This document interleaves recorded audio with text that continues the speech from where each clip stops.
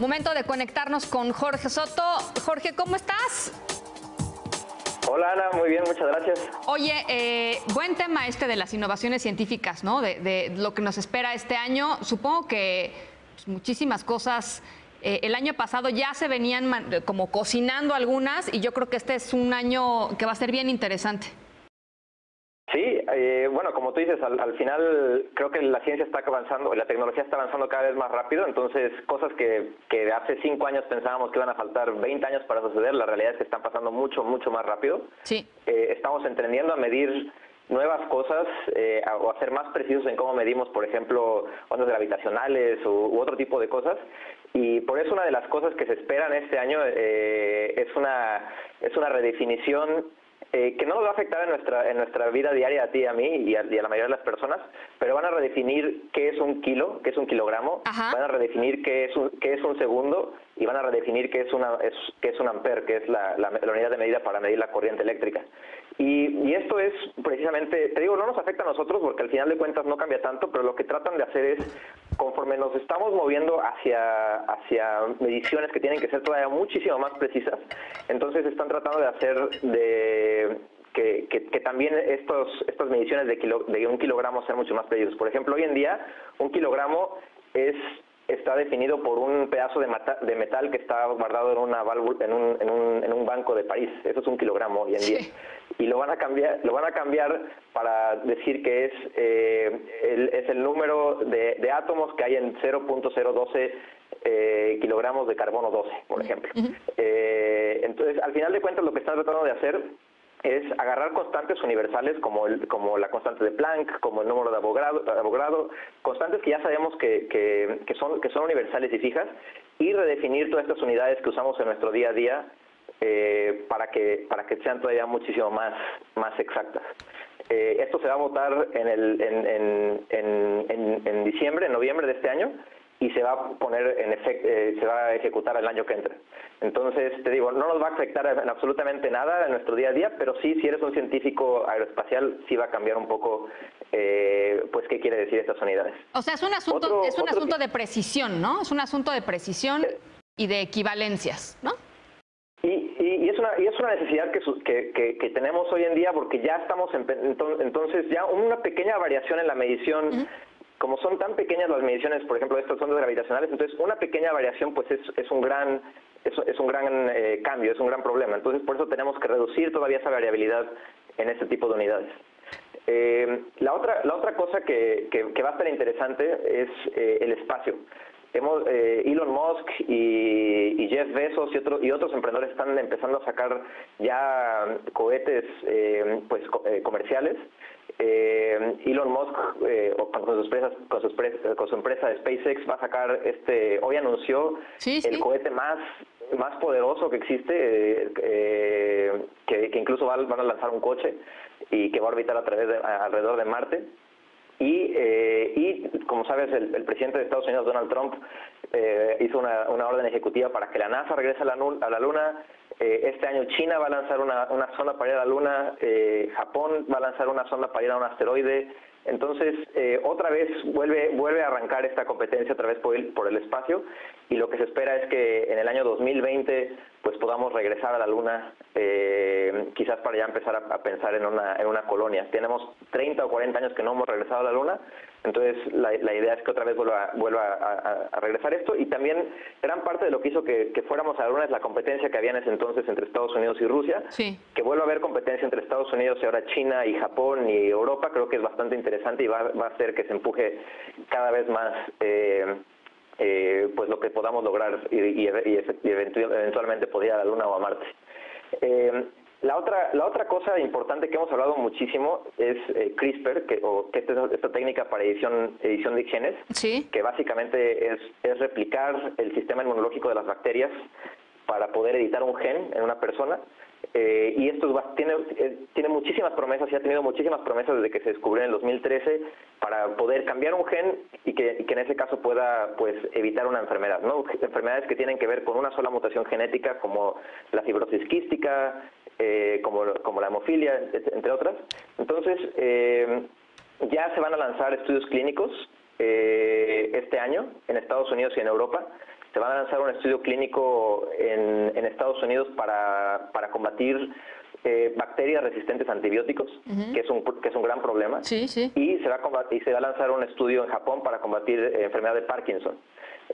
Lo que está interesante es que mientras el mundo en general, el mundo occidental, por decirlo de una manera, está ordenado, sabiendo el potencial que tiene CRISPR, pero también los riesgos que hay, pues salió un artículo en el periódico Washington Post la semana pasada donde descubrieron que China, sin avisar a nadie, ya tiene 2 años haciendo estudios clínicos con CRISPR, que ya está haciendo ediciones genéticas en humanos, incluso ya hay cerca de 100 humanos a los que le ha hecho ediciones genéticas, y pues las implicaciones éticas y las consecuencias también biológicas no lo sabemos, pero también esto habla un poco de lo fácil que es poder utilizar este tipo de tecnologías y también la velocidad y la apuesta que está haciendo China a convertirse en el líder en los siguientes años.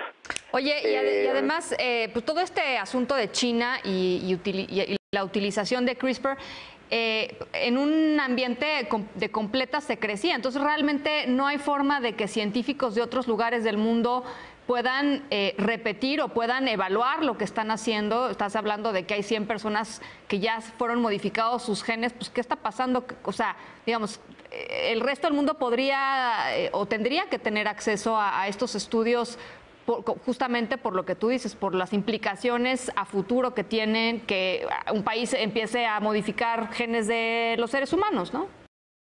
Sí, y eventualmente sí, o normalmente sí lo publican después. Sucedió cuando publicaron hace un par de años, cuando todavía estábamos hablando de si se podía hacer CRISPR en embriones humanos, pues China publicó un paper en Nature diciendo, ya lo hicimos hace 6 meses. Ajá. Y sí se puede. Entonces, quizás vuelvan a hacer eso, quizás no. La realidad es que esto también se parece mucho a lo que, aunque es otro contexto completamente distinto, a principios de este siglo, el presidente de Estados Unidos en entonces, Bush, prohibió que en Estados Unidos se pudieran hacer investigaciones en células madre, y eso hizo que Estados Unidos se retrasara muchísimo en la investigación en células madre, y Europa y Japón crecieron muchísimo en ese entonces. Hoy en día, mientras el mundo occidental sigue hablando de si podemos o no debemos hacer CRISPR, pues China resulta que ya tiene 2 años haciéndolo. Sí. Entonces, es un balance entre sí tener estas discusiones éticas y morales que son importantísimas, de qué significa poder editar nuestros genes. Obviamente para combatir enfermedades es muy bueno, pero también hay otro lado, ¿no? Es poder hacer bebés diseñados a la medida. Sí. Entonces ahí es donde tenemos que encontrar ese balance, pero también es un reflejo de que pues a China está en una ideología de queremos ser los líderes en ciencia, queremos ser los líderes en lo que sigue, y pues no tenemos tiempo ahorita no queremos discutir con el resto del mundo qué está pasando. Bueno, y si tomamos en cuenta que en Estados Unidos, que es el líder en ciencia y en tecnología, está por el momento liderado por una persona que no cree ni en la ciencia ni en la tecnología sí, pero no cree en ciertos postulados básicos científicos universales, pues tienen el camino libre para agarrar la delantera, ¿no? Así es.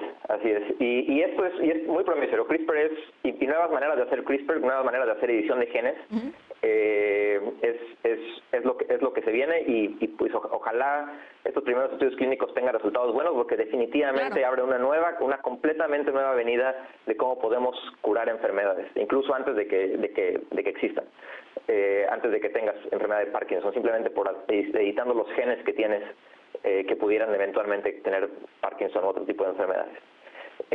Otra cosa que va a estar interesante, que tienen más que ver con otros temas que hemos hablado tú y yo mucho, que tiene que ver con datos, es se va a empezar a liberar un atlas, le llaman el atlas del genoma de cáncer, de Cancer Genome Atlas en inglés, y básicamente es una página donde la idea es que todos los científicos que estén secuenciando tumores, que estén secuenciando genomas de personas que tienen cáncer, pues puedan ahí poner los datos en formatos abiertos y en formatos crudos, para que cualquier investigador, cualquier estudiante, cualquier persona pueda tomar esos datos y pueda hacer mucho más otro tipo de análisis, y ojalá encontrar correlaciones y causalidades.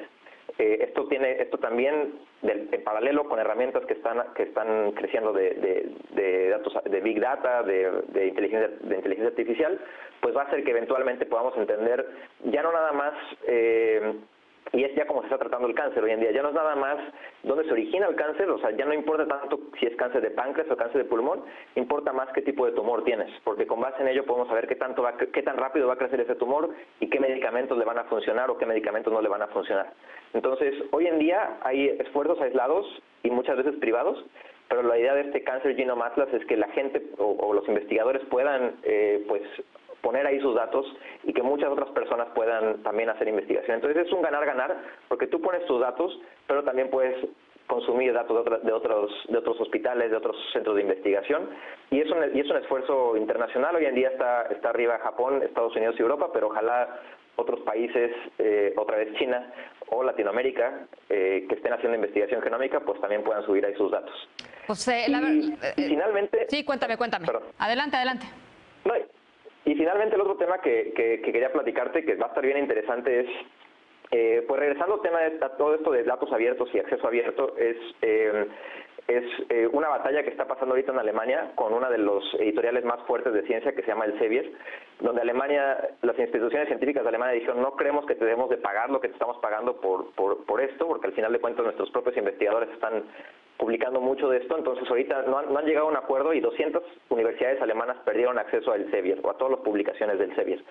Y por otro lado hay una chica, una programadora rusa, que hizo un sitio que se llama Sci-Hub, que es una manera donde tú pones un link de cualquier paper que esté cerrado a través de que tengas que pagar para tener acceso, sí, y te lo desencripta y te lo deja descargar gratuito. Y esta chica está demandada hoy en día por $100 millones. Me imagino. Pero la comunidad hacker la está ayudando y están levantando el sitio muchas veces.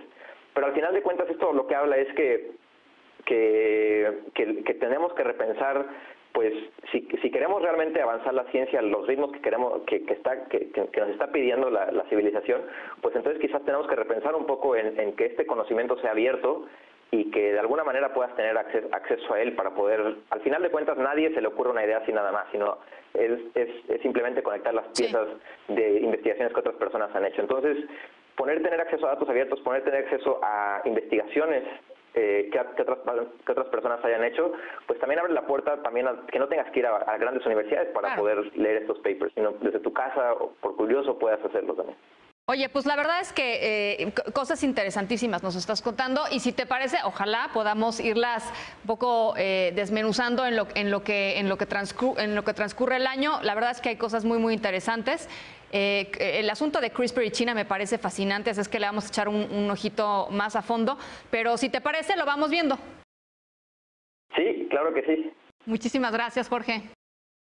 Gracias, Ana, nos vemos.